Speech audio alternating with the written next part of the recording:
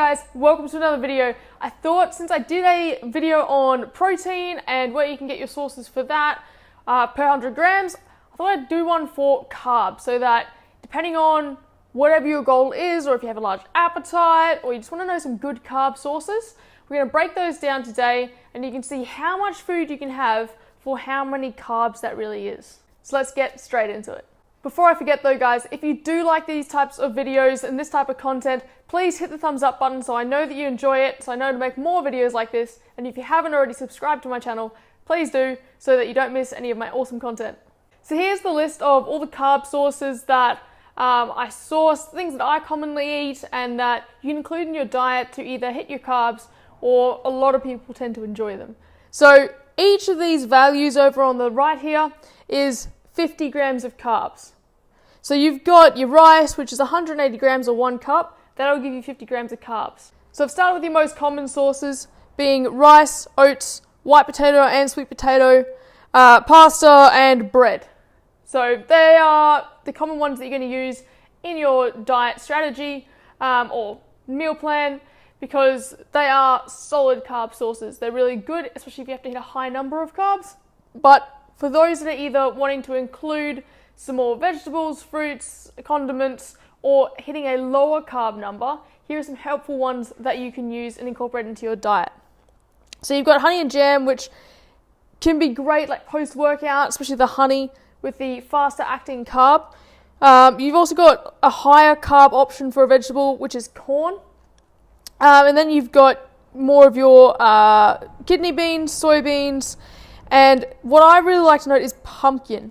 Now pumpkin's one of my favorites because if you look at rice and oats and even sweet potato to an extent, but especially rice and oats, the amount of food you can have is significantly less when you're looking at those two in comparison to pumpkin. One thing to note though guys, rice is actually done by cooked value, so this may differ for you slightly. So with pumpkin, you can have 700 grams of pumpkin to get your 50 grams of carbs, which is an outstanding amount. So if you're wanting to eat a large amount of food or you're constantly hungry, then you can be having more of these types of foods, pumpkin, more vegetables in your meals for a less caloric value, and that's going to help you stay full, stay satiated for a longer time.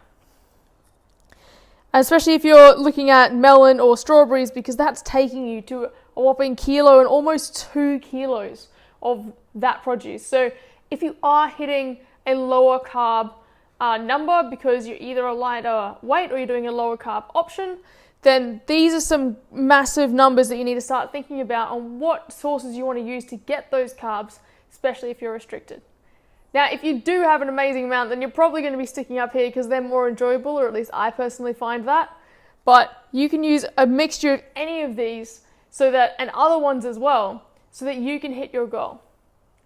So the basic takeaways, guys, are if you're using a carb source that is literally carb orientated, as in it's oats, bread, rice, potato, you can eat less than if you're getting something that's more fibrous, that's more like a vegetable or a strawberry, because those are less calorically dense, they have less carbs in them and more fiber, so less active or digested carbs, which means you can actually eat more. Great way again to hit your numbers even if they're low and stay full. Anyway guys, that was just a quick recap. So if you did enjoy it, again, please whack that thumbs up button, subscribe to my channel for more. I hope you got a lot out of it. And remember, that is just some products, they're not all the things you can eat, but please note that fruit and vegetables are going to give you way more volume for the amount of calories that are in them.